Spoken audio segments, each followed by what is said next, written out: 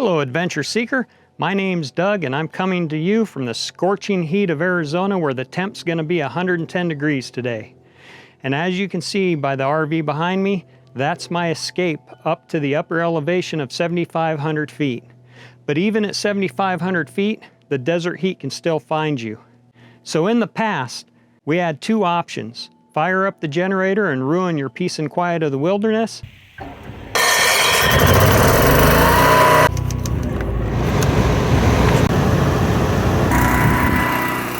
or find yourself tethered to a power pole in a campground amongst 100 of your closest neighbors. But what if I told you there's a different way? A way to have solitude and stay cool.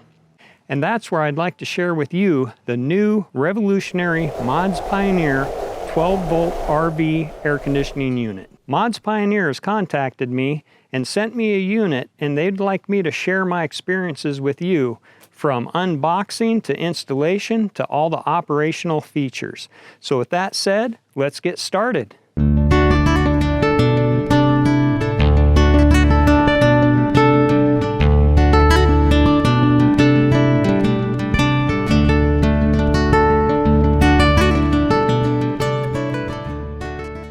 It all starts with a simple delivery. The packaging is designed to ensure your new AC unit arrives in perfect condition, ready for its new home.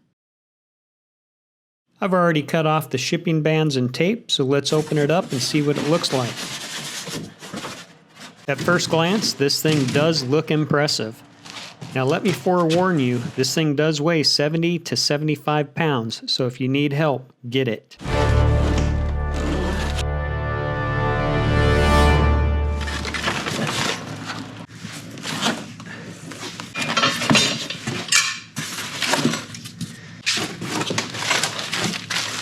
Now let's take a quick look at the items we just unboxed. We have the 12-volt AC unit pre-wired with 14.5 foot of power cable with inline fuse, foam compression gasket to seal between the unit and the RV roof, decorative trim panel, mount brackets, all required hardware with remote control, as well as the owner's manual. Now I'm not going to talk about all the features this thing is packed with until we have it installed and I can show them off in real time. Now Modspioneer's website states that this AC unit is good for small campers, vans, etc. Now I'm going to do something a little bit different. I'm going to install it on my 28-foot enclosed box trailer. Keep in mind I do have insulated roof as well as walls, but the floor is not insulated, and I'm not expecting it to cool down this whole thing and perform miracles. But as a dooner, you all know when we're out in the dunes, we blow a shock and it's 80-90 degrees outside. What a better place to rebuild it than inside the trailer under cool air blowing down on top of your head and out of a sandy environment. So let's go ahead and give it a shot and see how it works.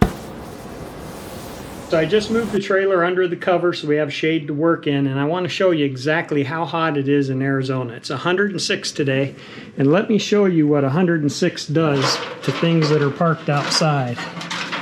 So as we come up here, this is the Beulah tape. I went to get up on the roof and I put my hand. That's how soft the sun here in Arizona is, just melting the seam tape. So this is where I want to put the air conditioner. I'm going to have to move these two solar panels back a bit to make room, so I'm going to do that first. All right, I got the solar panels moved back, made room for the AC. All right, first thing we're going to do is remove the existing roof vent, and to do that you're going to want a bucket, putty knife. We're going to scrape the old sealant off and put it in this bag. This is a gooey mess here in sunny Arizona.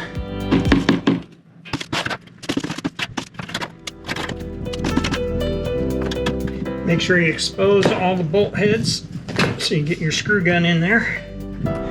As most trailers are, you're going to need that square tip driver.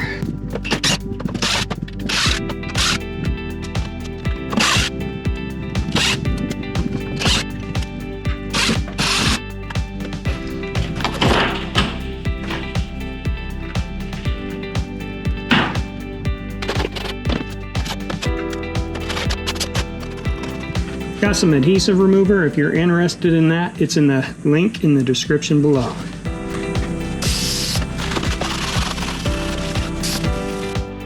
Now we'll take the internal trim piece out.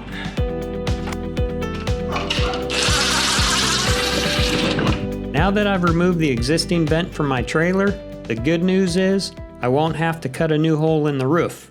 The Modspioneers RV air conditioner units are designed to fit the same 14-inch by 14-inch opening. However, I will have to drill new mounting holes since the bolt patterns from the old vent and the new AC are different. That takes us to the next step, which is to create a template in order to locate and drill the new mounting holes. So we had to find a piece of corrugated cardboard large enough to cover the decorative plate. Then we're going to use the decorative plate as a guide to cut an opening in the center of the cardboard. Once you have your cutout drawn, grab a number 2 Phillips screwdriver and poke holes through the decorative plate where the threaded rods go through. Now using a straight edge, cut the opening in the center of the cardboard out. Place the template against the bottom of the RV air conditioner. Cure the template by inserting the 4 bolts used for the decorative plate through the corresponding holes in the template and into the AC unit. Then take a hammer where the remaining 4 studs are and tap it lightly to put an indentation into the back of the cardboard. And that should mark your other holes. Then finish the holes off with a number 2 Phillips screwdriver.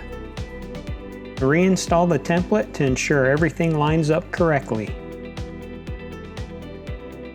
The next step is to remove the template, but prior to doing that we have to take note that the location of the power cord is the back of the unit and where it says Modspioneers is the front of the unit. When we remove the template we flip it over because the AC unit's going to be flipped over on the roof, and we want to write front on the front side of the template to make sure we install the template on the roof correctly. Next thing you want to do is get it squared up over the hole and tape it down so you're ready to drill it. Using my drill gauge, we want 1/4 inch and 5/16 drill bits. And I'm going through 3.5 inches of roof, so I need to make sure I'm chucked up to get at least 3.5 inches.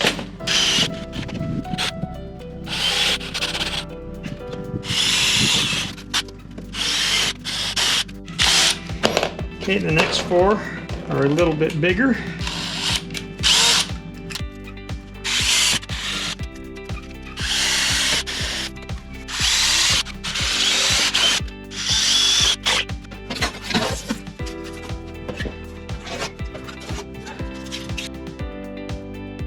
The next step is to prepare the foam roof gasket for installation. You'll notice the gasket has knockouts. Once the knockouts are removed, insert the rubber spacers, which are found in the kit, into the holes of the gasket. This will prevent overcompression of the gasket during AC installation. Before we install this gasket, I want to clarify a red warning note that's in the instructions.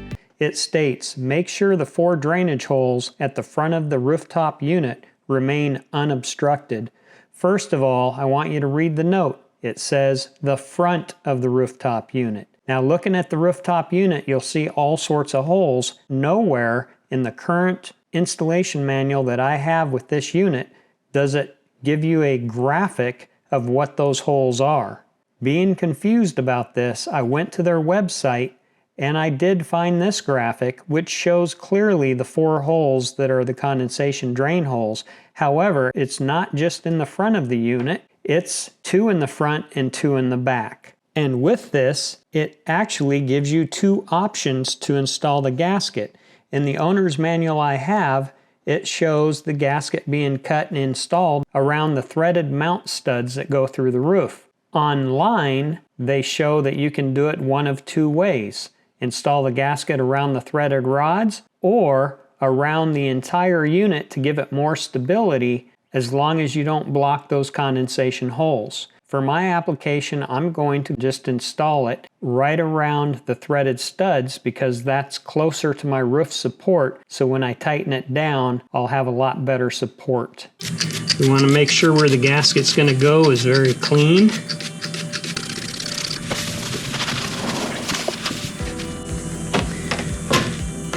Next, I'm going to go on the outer bolt holes. Okay, I've already pulled the adhesive off the back of this. So I'm going to just line this up with my black marks.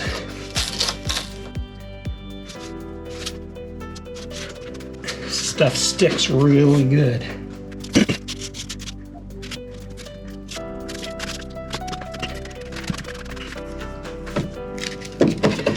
Now I kind of made a mistake, so I'm going to have 2 splices instead of 1.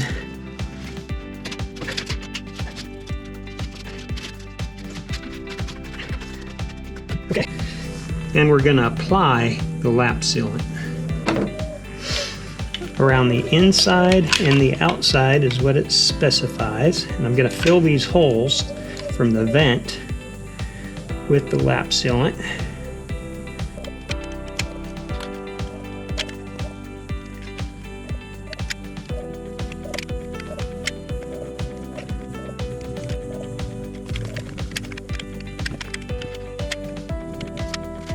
I'm going to do a double layer on the outside because this is self-leveling sealant, and as it dries it just self-levels around the item you're sealing.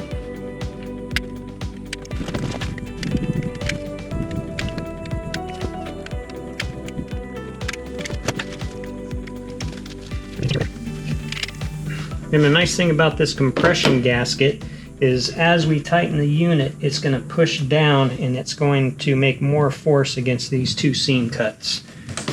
That should seal everything off. I've extended my template to incorporate drilling a hole in the roof for the power. So I just added this piece, cut a little notch where the edge of the hole is, and I'll line the edge of the 1-inch hole saw with that notch, and we'll say, hopefully that's good to go. It's always scary drilling into a roof, that's for sure. So I got everything lined up with the holes, and I'm gonna pop it right here.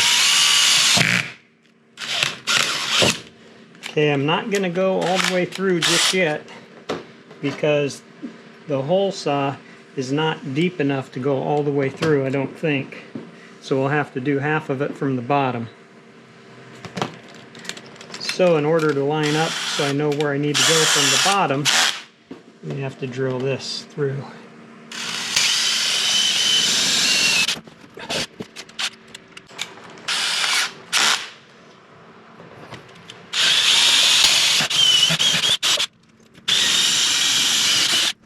Now I'll finish it from the bottom.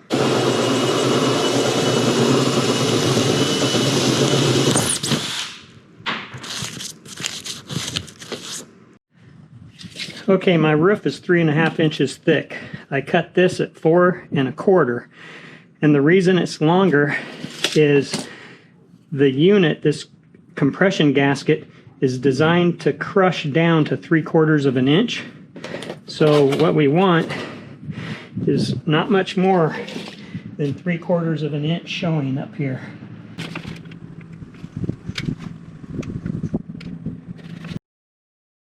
This thing does weigh 70 to 75 pounds, so if you need help, get it.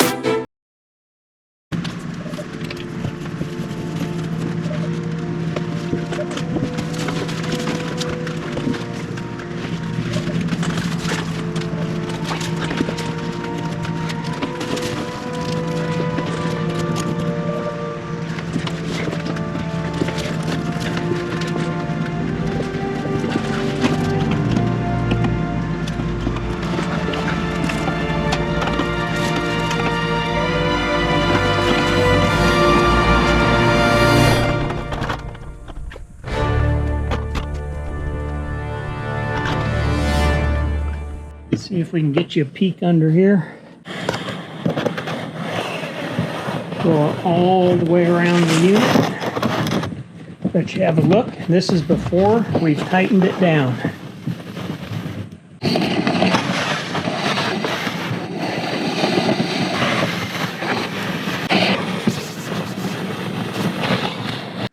Now we're going to install the supplied brackets.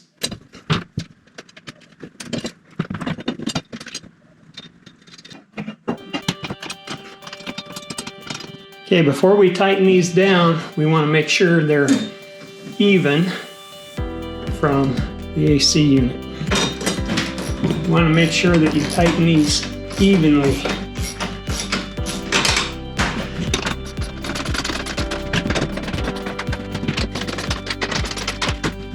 Remember, those compression spacers run 3/4 of an inch.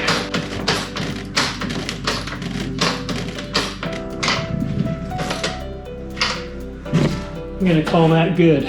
Now you can see the electrical pipe went right up to the hole. So now all we have to do is take our finger and put a bead of caulk around that, between that and the unit, and seal it off from water, and we're good to go.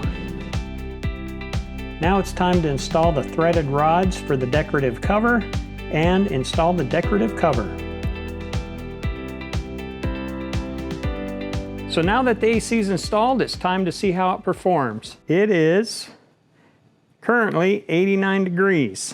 And in sunny, hot Arizona, as you're in 89 degrees and you have an aluminum trailer baking in the sun, as you can see, the outside skin is about 124 degrees.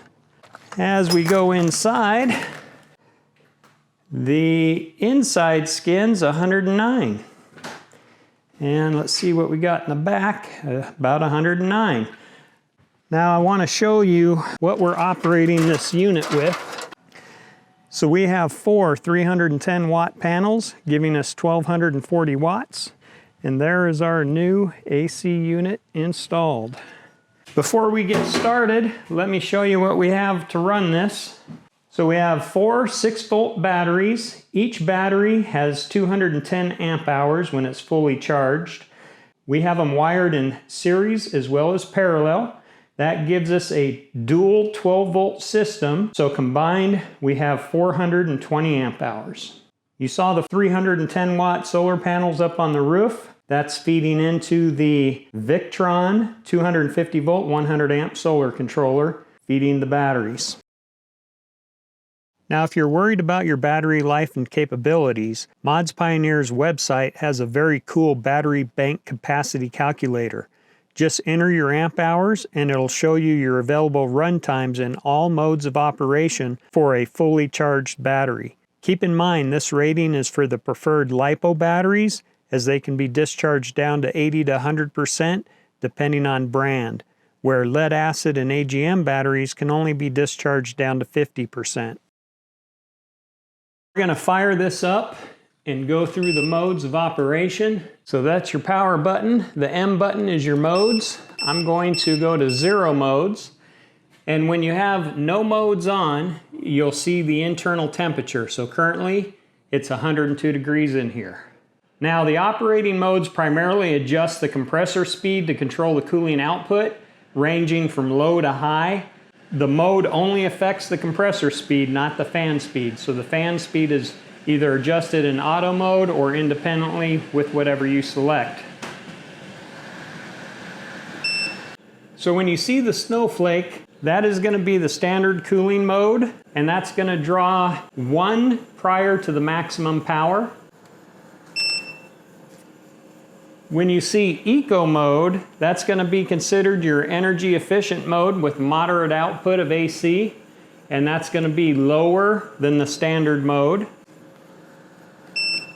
When you see the moon with the stars, that's going to be sleep. That's going to be low output, basically designed for quiet overnight operation. Typically the sun's down, you don't need as much AC to maintain cool in your RV. When you get to the strongman here, that is going to be what we call turbo or high output for rapid cooling. That's going to be your highest energy use mode. For now, I'll run it in eco mode. You can see your temperature display. You can choose Celsius or Fahrenheit. I have Fahrenheit selected. So 86 is the hottest it'll let it be in here.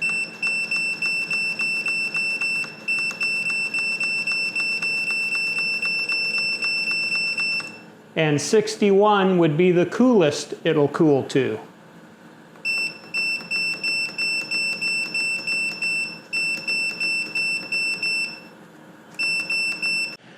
Over here we have our fan speed, and you can see that that's going to click the fan up, put it in auto, or go back from low and you can kick it back up to high. So I'm going to leave it in auto for now.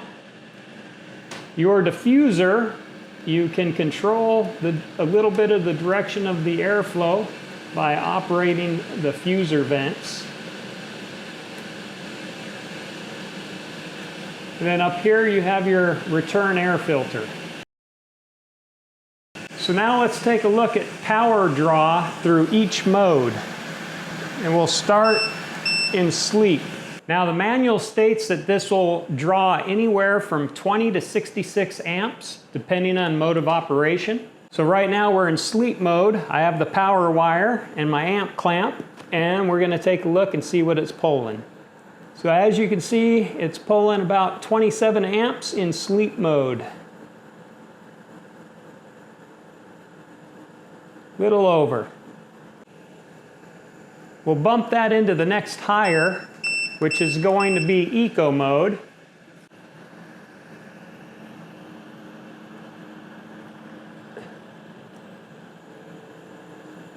Okay, the compressor kicked on.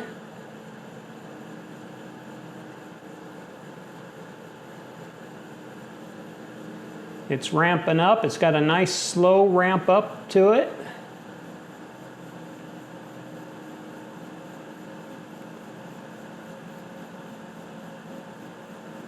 And it looks like we're going to hold right around 33 to 34 amps. That's eco mode. All right, we'll kick it up higher, which would be standard mode with the snowflake there.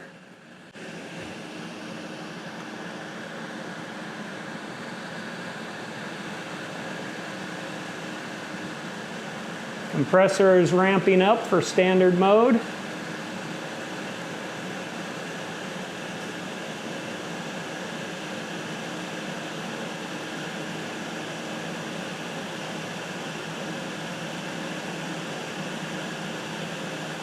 Pulling some amps here.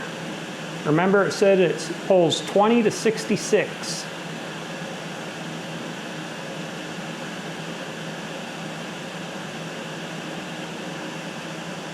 All right, it looks like we're going to pull about 39 amps, 39 to 40 amps in standard mode. Now let's bump it up into turbo mode. You can hear it ramp up.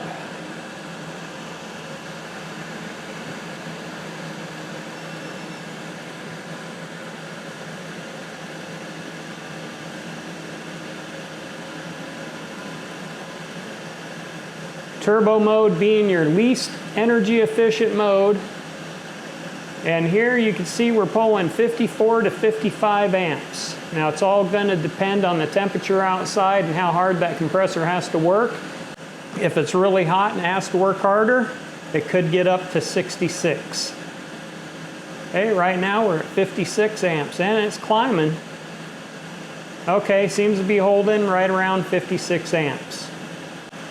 Remember, this is amps DC, not AC. Now we're going to see how the solar responds to the different loads. Okay, I'm going to try to hold my phone up here so you can see it. We've got the solar controller app going. So in sleep mode, the solar's pushing 417 watts. Voltage is 65 volts, pushing out 6.3 amps. Battery state is 13.7 volts with a current pushing out, going into the battery of 29 amps. Now we're going to change the mode from sleep to eco. And we'll see the difference. So the compressor shut down, solar's reduced, compressor's kicking back on, solar's going to start pushing out some watts as soon as it ramps up here.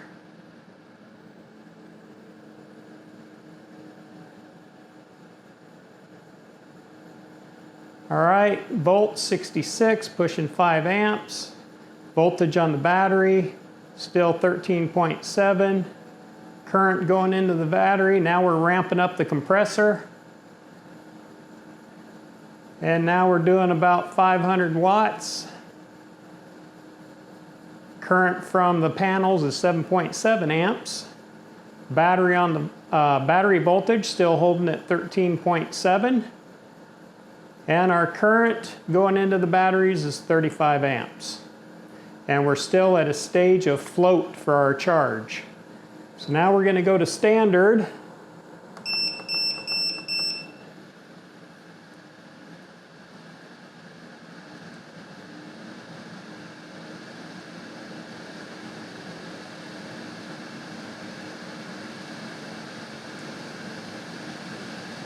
All right, and in standard mode, compressor's kicking on.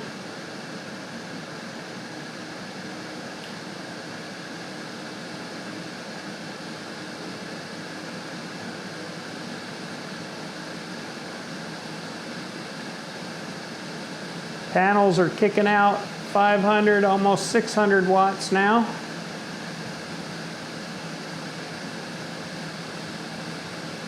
Okay, 570 watts.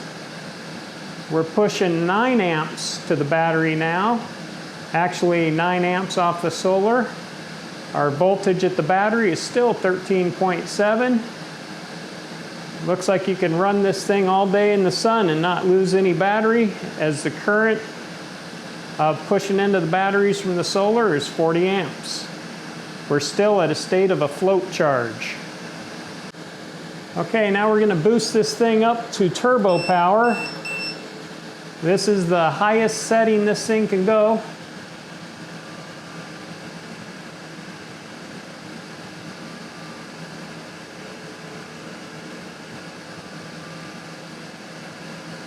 We're coming up almost 700 watts of solar. We're pushing, pulling 13 amps from the solar, 800 watts. We're still at a voltage on the battery of 13.74. We're pushing 56 amps, 57 amps into the battery. Battery voltage on turbo mode still holding at 13.7.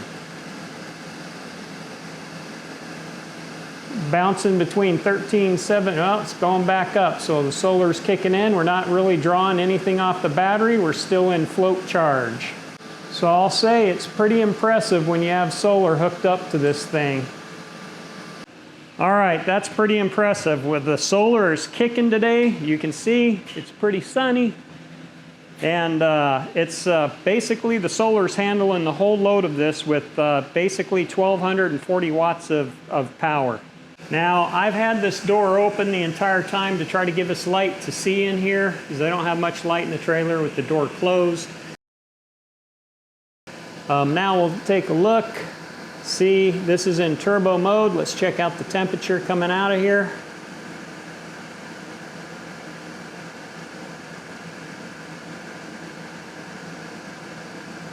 All right, that's pretty good. We're getting down into the 40 degrees up there. Okay, temperature going in, sucking in 79. Okay, so the walls drop down to a temperature of 83. 84 in the back. And let's see how hot it is outside. And that's outside on the ground. Going over the functionality of the remote, pretty simple. You have your power button, turn the unit on or off. Underneath that, you have a light. Next to the light, you have a voltage button, so you can see what your battery voltage is. In the middle, you have a mode button to cycle through the modes. There's turbo mode, off, standard mode, eco mode, and then sleep. You have fan speed control, up or down. And you have your temp control, up or down. And then you have quick modes, so you can put it in turbo, eco, or sleep. Instead of having to cycle through the modes, you can select one very rapidly. So in this case, let's hit eco, and then I'll go back to sleep. And then you have a display to display your temperature. So that's showing you temperature outside, temperature in the trailer. Another real cool thing is swing. You hit swing, and that's going to move these louvers and have them automatically swing. Now, you can see how slow they're going, very slow back and forth. Well, if I put this in turbo mode, whoops, get back in turbo mode, you'll see as it picks up speed, the swing oscillates further and ends up going faster based on fan speed. So that's pretty cool, having those louvers swing for you. And if you want them to stop in a desired position, just push swing again and they stop. So I don't want them blowing that way, so I'll hit swing, let them swing down to a better position where they're blowing on me, so I get that comfort while I'm working in here. And I think I'll stop them right there. And that is the features of your remote control. Well, this thing is very quiet.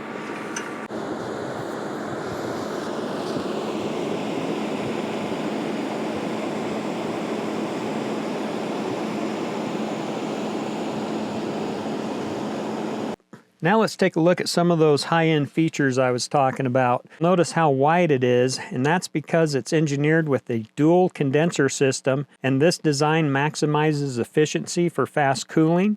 It's also built with durable copper pipes that resist corrosion. The blower and condenser fans utilize advanced brushless DC motors which provide smooth and quiet operation. Operating at an average of 52 decibels due to the equipped high-performance twin rotary compressor along with those shock-absorbing copper pipes, this combination significantly reduces vibration and noise.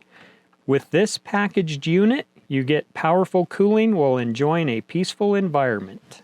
All right, so as you can see, I hung a curtain up here because this is my work area in the trailer. I got my workbench up here, my tools, and if I'm gonna be doing any work on the sandrails, I'll do it up front here.